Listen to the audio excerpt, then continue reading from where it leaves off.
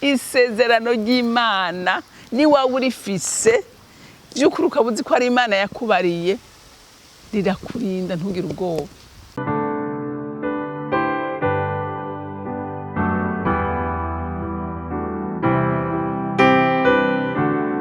Bakunzi ba HARICO TV, ni umunezero kandi gusura guhura namwe ngo tuganire ijambo ry'Imana, ariko imbere yuko dutangura kuganira reka dusenge.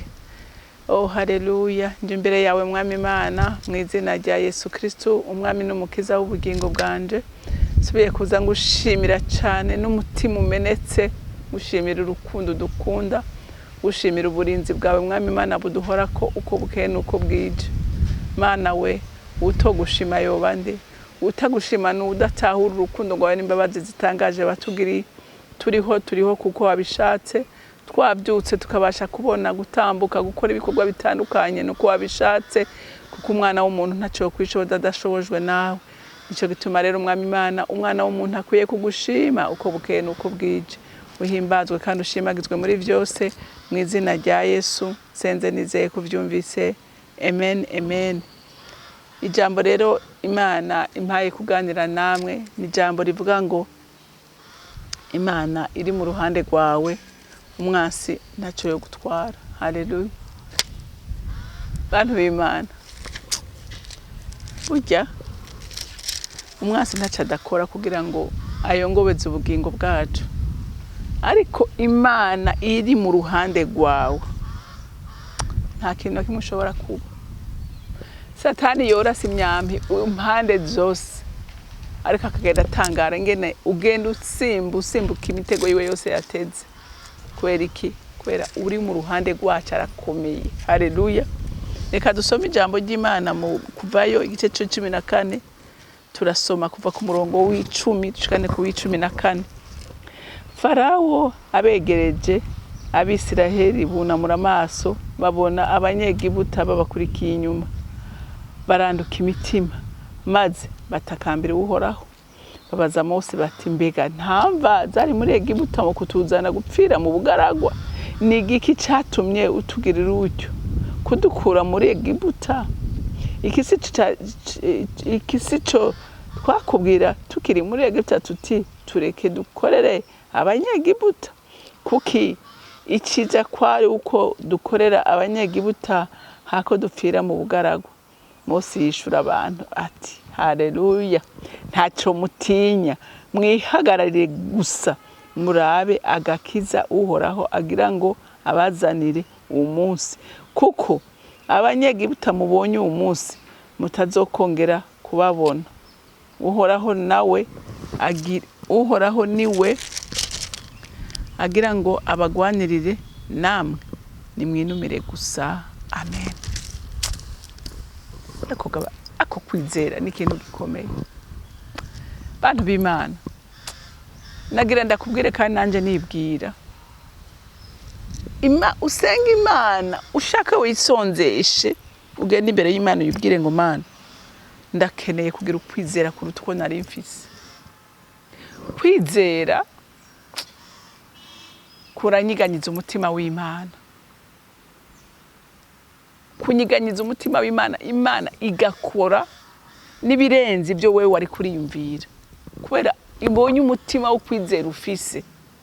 Abantu bose Imana yakoreye ibintu bikomeye n'abantu bafise ukwizera. Rero ngo Farawo baramuha amakuru atumviriza rero ati b'Abanyisirayeli bazimiye, bakinzira idashika, ati bafashe inzira ikiyaga gitukura. Farawo aravuga ati aba bantu ati serokazi ngira ngene tubice canke tubagarure, bagaruke badukorere. Hanyuma ngo acafata ingabo ziwe, yatoranije zimwe zikomeye, afata amashado komba nyene bigwanisho bikomeye, afata amafarasi akomeye, afata urumva abantu atoranije yizigiye. Tene muhoge tubakurikira ngo babaje inyuma. Hanyuma abandi nabo ngo bicaye, sinigene wunamuye amaso bati yo ati nguriya Farawo n'ingabo ziwe turapfuye turahonye. Ngo baravuza induru baravuga ati mugabo rero ngo batakambira Uhoraho ati Mana dutabara dukure mu maboko y'uwo mugabo. Baca batangura guhindukirira Mose ati Mose wowe ntitwakubwiye yuko byoba byiza ko tuguma ngaha tukaguma turabaja ba Farawo tukabakorera hako tuza kugwa muri ubu bugaragwa. Ako nkunda Mose umva abagabo buzuye ukwizera. Mwumvise ijambo yabishuye ngo Mose 13 Mose yishura abantu ati ntaco mutinya. Haleluya. Ati reka gutinya.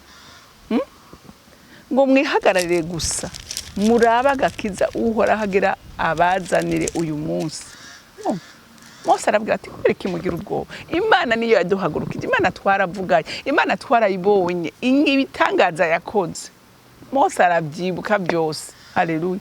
Aravuga ati rero iyo yaduhagurukije iratubwira ko tutwanye mu gihugu c'isezerano rero ntishobora kutwicira ngaha. Bantu b'Imana isezerano ry'Imana ni wawe urifise by'ukuri ukabuzi ko ari Imana yakubariye rirakurinda ntugire ubwoba.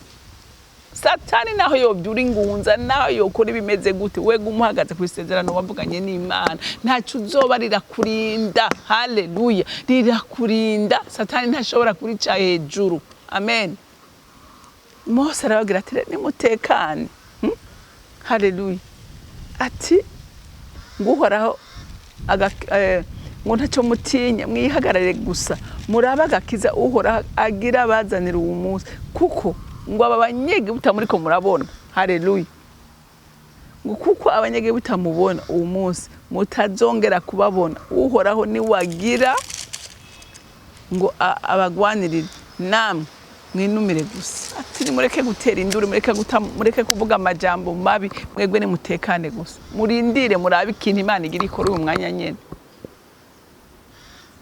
None ugira mwaza ko Mose yari yavuganye n'Imana ko igira icinzira mu kiyaga. Mugabo Mose yaravuga ati byari byo byose iyambwiye ntibesha iyambwiye ntiyivuguruza kuco yavuze. Haleluya.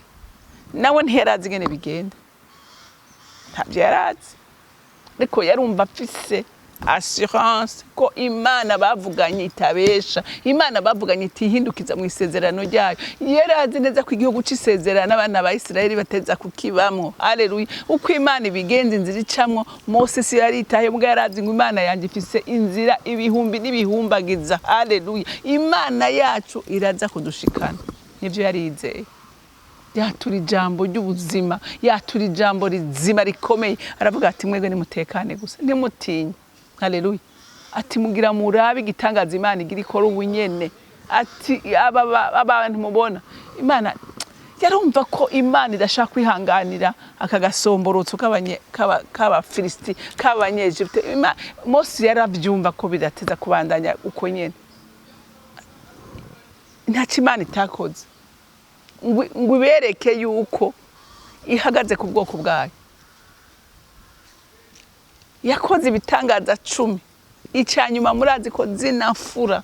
Haleluya. Icagondoje Farawo akabarekura. Ikintu citwa imfura cyose cyarapfuye muri Egypt. Abana barapfuye ibikoko byarapfuye. Ikigandaro cabaye mu muryango wose wo muri Egypt. Nta wahoze uwundi ko bose bariko bararira kuko nta muryango utaba mw'imfura kandi nta muryango uburamwe igikoko c'imfura. Byose byarapfuye. Ariko Farawo akomantaza umutima yumva ko aba bantu arabo kuguma yiruka inyuma. Rero avuga ijambo rikomeye ati mwebwe tekana. Ico nzi neza ntakekeranye nuko aba bantu bagomba bakora mu mbone y'igishukuraho Imana ntigiye kubihanganira. Kandi niko byagenze murabizi. Niko byagenze. Imana yabwiye Mose ati umviriza rero. Ati Imana Mose yagiye abwira Imana ati Imana none bigenda gute? muga yamaze guhumuriza abantu mu ijambo Timosi kweri kuri kurataka ntuzi ko je ntabesha ntuzi ko je ntananigwa ati none umwanya ufise iki ati inkoni kuko yari yamuhaye inkoni iri mu bushobozi bw'Imana kuko iyi nkoni ni yakoresha ibitangaza aravuga ati none inkoni ntukiyifise ntuzi ko ari yakoze ibitangaza kwa Farawo ati irambure hejuru y'ikiyaga haleluya haleluya ngo amazi ngo aguma haruguru yandi hepfo ngo isi iraduga ija hejuru abana b'Imana barajabuka ukumwe Mose yabivuga abana ba Egypte bose baheze mu kiyaga kuko Imana yavuze ati rero tisubira urambura inkoni ikiyaga kiraterana kibateranirako kandi ico gutangaza ngo bashitse no hagati mu kiyaga ngo amantuze yabo ngo yarafata ntiyavanse imikogote yabo ati aba bana naho tuguma tubiruka inyuma ati Imana yabo niri kirabagwanirira ariko umutima wa Farawo wari wabaye nk'ibuye bahera mu kiyaga abana b'Imana barajabuka rero umuntu w'Imana ukaba waravuganye nayo Imana ikaba iri mu ruhande rwawe ndirira umwansi ariko arakugwanya haleluya ndirira umwansi ariko arakugwanya kuko ariko yishira mu mugoda atazokwikuramo ariko yikwegera mu rupfu kuko umuntu ahanga uwatoranijwe umuntu ahanga umuntu ari kwisezerano ariko yikwegera ibyago ibya Farawo n'ingabo ze byahereye aho kubera bakurikiranye ubwoko budahangagwa rero nawe uri ubwoko budahangagwa niyo biri Imana iri mu ruhande rwawe n'ubundi asubiye kukivuga tekana uryame wizigure uryame usinzire haleluya rero Imana yo mwijuru ibaheza ndagushimiye turahiriwe ko tugufise ku mutabazi turahiriwe ko tugufise ku murinzi turahiriwe kuko mwami Imana ukwegamiye nta na rimwe atemba wakwizeye nta na rimwe azokwigera mara ugufukamira ntazokwigera kogwa n'isoni kuko turi munsi y'isezerano ryawe rero ndasenze mwami abana bawe komeze guhumurizwa naryo kuko mwami kugira ngo byose uzobishitse mwami icubahiro cyose kiri cyawe n'izina rya Yesu senze nizeye kubyumvise amen naraheze kiwe ngira umunsi